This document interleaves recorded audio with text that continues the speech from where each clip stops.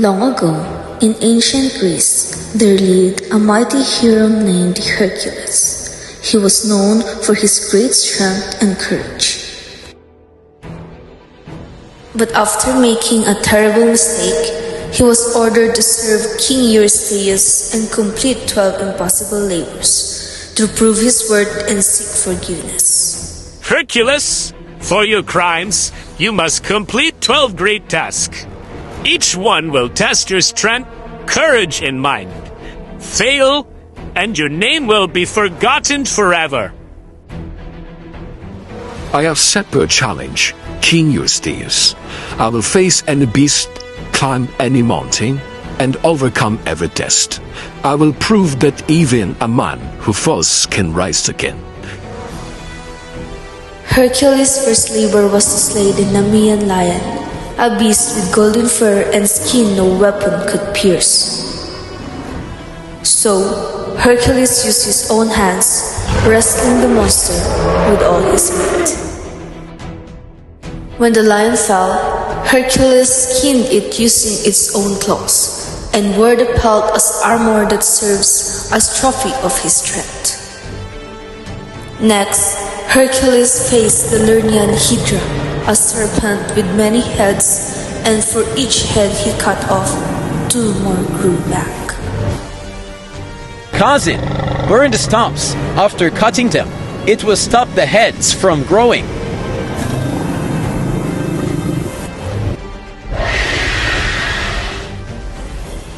With the help of his nephew Lawless, he burned each neck to stop it from regrowing. At last, the Hydra was defeated, its poisonous blood polluting the swamp forever. The third labor was to capture the golden hind of Artemis, a sacred deer swift as the wind. For an entire year, Hercules chased it across mountains, rivers, and forests. At last, he caught it unharmed, proving not only his power but his patience and respect for the gods.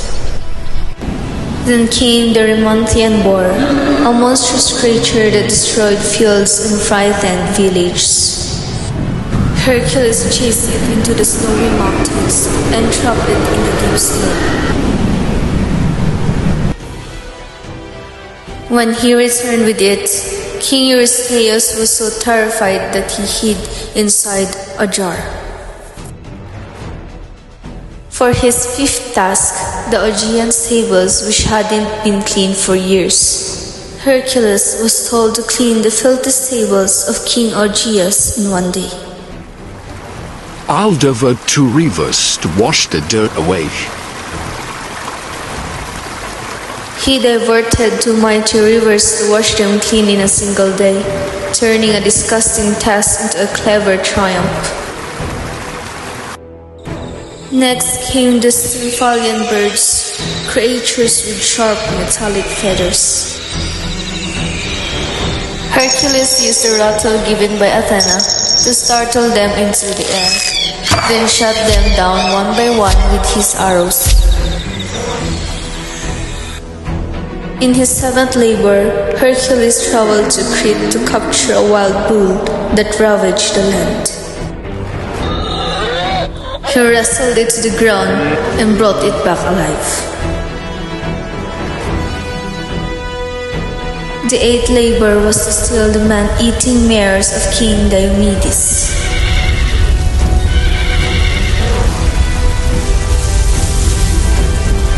Hercules defeated the cruel king and fed him to his own beasts, ending their hunger and taming them.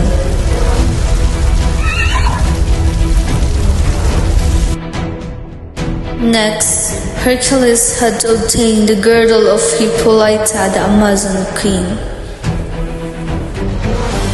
She welcomed him kindly, but Hera spread lies that Hercules came to attack. A battle broke out, and though sudden, Hercules took the girdle and continued his journey. The 10th labor led Hercules to the edge of the world, where he was to face Geryon, a giant with 3 bodies. After a fierce battle, Hercules triumphed and drove the red cattle back to Greece. The 11th labor was to fetch the golden apples from the garden of the Hesperides, guarded by a dragon. Hercules asked Atlas for help, holding up the sky while Atlas retrieved the apples. After some time, Atlas returned, holding the shining golden apples in his hands.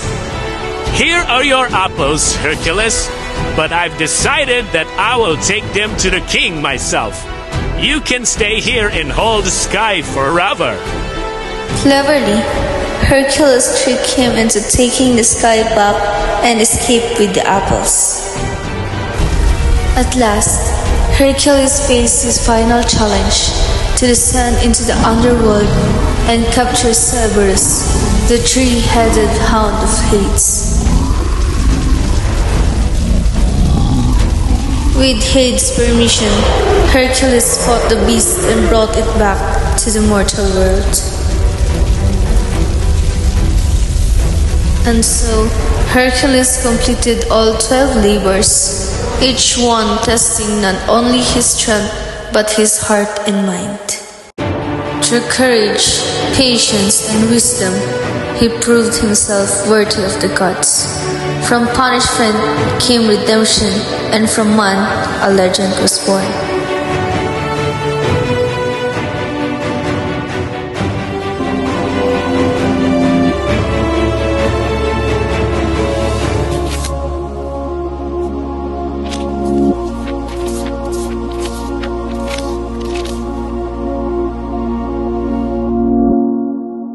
Hi, did you understand the story?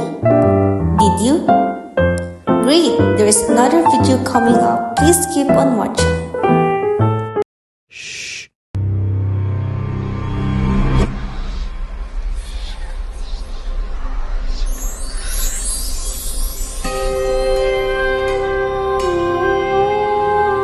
Long ago, in the land of Trojan, a boy was born under the blessing of gods. His name was Theseus, son of King Aegeus of Athens and Princess Itra, touched by the power of Poseidon. My son, you are destined for greatness. One day, you shall lift the stone and claim the sword your father left for you. Theseus grew strong and wise, never knowing his father, but always dreaming of the day he would meet him.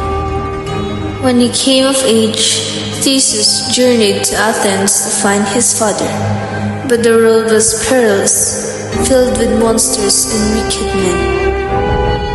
With courage and strength, Theseus cleared the path for all travelers, becoming a hero even before reaching Athens. At last, Theseus arrived in Athens and revealed the sword and sandals hidden beneath the stone, proof of his royal birth. My son, I see the strength of the gods in your eyes. Athens has found its prince. Father and son were united, but fate soon called Theseus to his greatest challenge. Each year, Athens was forced to send 7 youths to Crete as sacrifices to the Minotaur, a beast locked in the labyrinth. Theseus volunteered to end this terror once and for all. Theseus, take this thread. It will lead you out of the labyrinth when your task is done. Your courage gives me strength. Princess, I will not fail. With skill and bravery, Theseus struck down the Minotaur and led the Athenian youths to freedom. But tragedy shadowed his return. Theseus forgot to raise the white sails as a sign of victory, and that made his father think he is dead.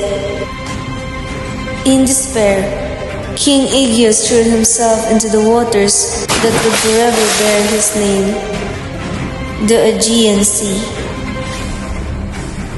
Though heartbroken, Theseus ruled wisely. He united the lands of Attica, Make Athens a city of justice, art, and democracy. Let Athens stand as a city of unity and strength, where every citizen shares in its glory.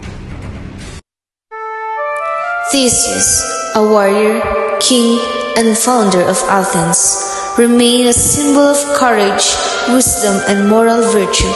His story reminds us that true heroes are not born of power, but of purpose.